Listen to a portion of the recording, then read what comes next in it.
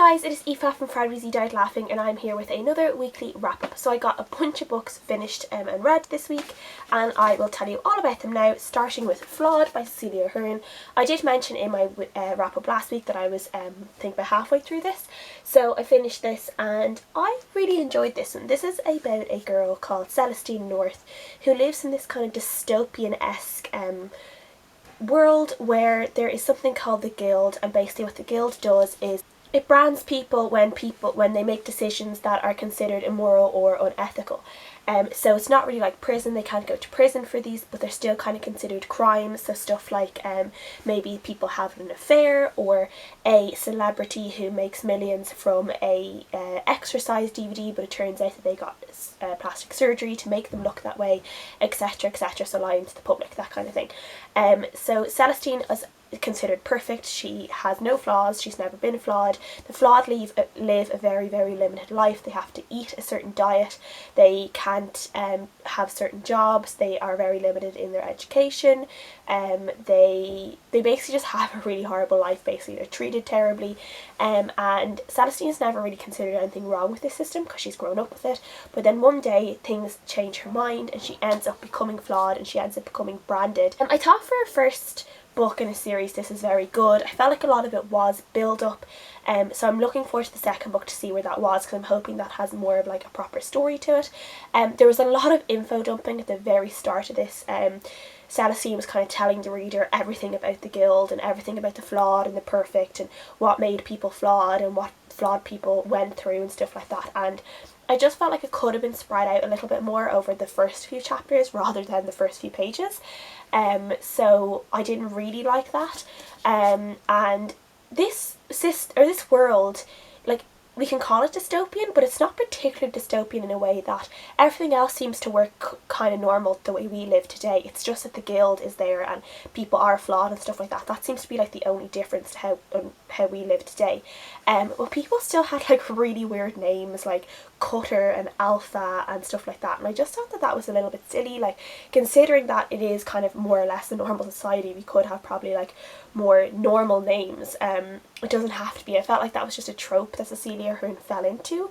And the bad guy in this, Judge Creven, who's like the leader of the Guild, his first name is Bosco, and she kind of kept calling him Bosco at the start because he's her boyfriend's dad, so she feels like she knows him really well, and she goes on about how, you know, he's just Bosco to her, he's not Judge Creven, and she goes on about all these times she's seen him like when he's just a normal man.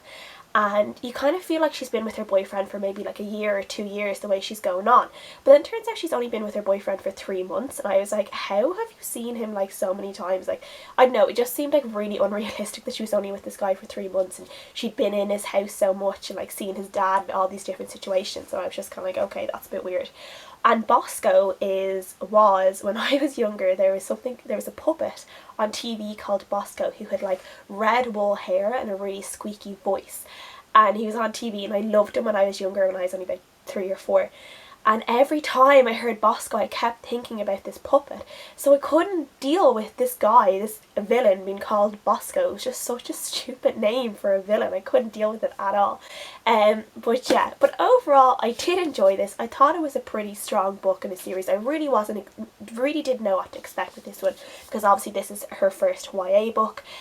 So yeah, but I think it was pretty strong, but I am looking forward to seeing where the second one goes. I gave it a 3.5 stars. The next book I finished was an audiobook I've been reading for like over a month, and this was The Edible Woman by Margaret Atwood. This book is about a woman who kind of gets engaged, and it's just kind of her dealing with this new life that she's going to have now that she's engaged and she's going to be married and stuff, and she just starts acting really, really oddly, and I just didn't really get this book. I think I didn't really enjoy it. I kind of got bored of it. There wasn't really that much happening, like there wasn't a proper plot, I guess. I think when I'm listening to a book, when it's a book that on audiobook, because I'm not a huge audiobook reader, I need something that has like a proper plot that I can really follow along to, and this one just didn't have it. Like, I wasn't really eager to pick it up. I was kind of reading it at one point because I'd gotten that far and I just wanted to finish it, so I did give it a 2 out of 5 stars in the end. I just maybe just didn't get this book the way a lot of other people did. Maybe I would have gotten it better if I'd read it in physical form, I don't know. But yeah, 2 out of 5, I didn't really enjoy it. And after that I read Mort by Terry Pratchett, which is the 4th book book in the Discworld series, and I really enjoyed this one. This is about a boy called Mort who basically becomes an apprentice to Death, and all the crazy things that happen when he starts helping Death and kind of taking his own role in like Death's job, I guess. But yeah, this one was really good. This one had more of a plot than the other ones. I definitely really enjoyed this one, and I gave this like a 4.5 stars because I really loved it. I loved just the images of Death that we were getting, like he loves kittens and cooking and stuff like that, and I just thought that was really funny. And I just laughed so many times during this, which I loved. So I gave this 4.5 stars, I think. The next book I finished is another book that I've just been reading on my phone from the library for the past few weeks, and it was Hollow City by Ransom, which is the second book in the Miss Peregrine's Home for Peculiar Children series or trilogy. And guys, Ransom is just not for me. I don't know what it is about his writing, but I just really don't like it. I don't know why. Like, I enjoy the story, kind of. Like, I think it's a really interesting concept. Individually I like a lot of the characters, but I'm just always so bored when I'm reading these books.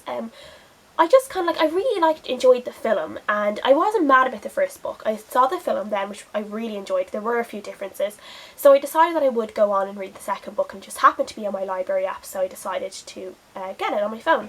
And yeah, I was just kind of meh, blah, like all the way through it. There were a few twists at the end that I really enjoyed, but overall I just don't like this series. I hate Jacob and Emma. Like, I hate their relationship. I hate them together. I think it's gross. I think it's creepy because she is obviously like has been in love with his granddad, and I feel like she's just using him because he reminds her of his granddad, and I just hate that. I just really hate it. My favourite character in the whole series at the moment, I think, is Bronwyn. I just really love Bronwyn. She is great. But overall, I just didn't really like this. I gave it like a 2.5 stars. And I think I will read the third one just because I've read the first two. I might as well read the third and see what happens. But I'm not going to be rushing out to get it. The next book I finished was The Long Way to a Small Angry Planet by Becky Chambers. And I'm so glad I was finally able to read this book. But I'm not going to talk about it too much because I want to do a single video review for it. So all I will say is this is a sci-fi novel about a ship full of humans and aliens and going through space, and it's just kind of about their relationships and just about their different kind of ways of life and culture and stuff like that, and how they all get on together. And it's just a really lovely kind of book, and I just really enjoyed every minute of it, and I gave it a 5 out of 5 stars. And please look for my review of that. Will be coming up the next couple of weeks. I have a few book reviews coming, most from this week. But yeah, so look out for that, and I will talk about that more. But 5 out of 5 stars, and I absolutely loved it. I read my first ever graphic novel this week, which was Saga by Vaughn. I picked this up in the library. I reserved it in the library and I picked it up this week, and I read it in like one day.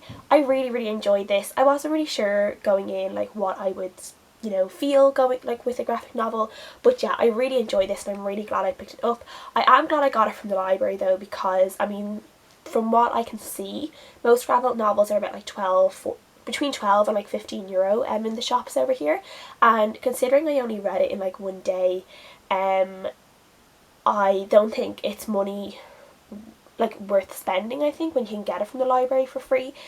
So yeah, so I'll definitely be getting my graphic novels from the library, but I'm definitely going to continue on with this series. This has proved to me that I can read and enjoy a graphic novel, so I'm really glad about that, and I can't wait to go on and read the rest of them. So I gave it like a 5 out of 5 stars for like a graphic novel review, because I just really enjoyed it, and I really enjoyed the story and the images and stuff like that. I also read Peter and the Starcatchers this week, and that is by Barry. This is kind of a prequel to the Peter Pan that we all know and love, and it's kind of Peter when he's younger and kind of when he starts learning how to fly and how he learns to fly and stuff like that.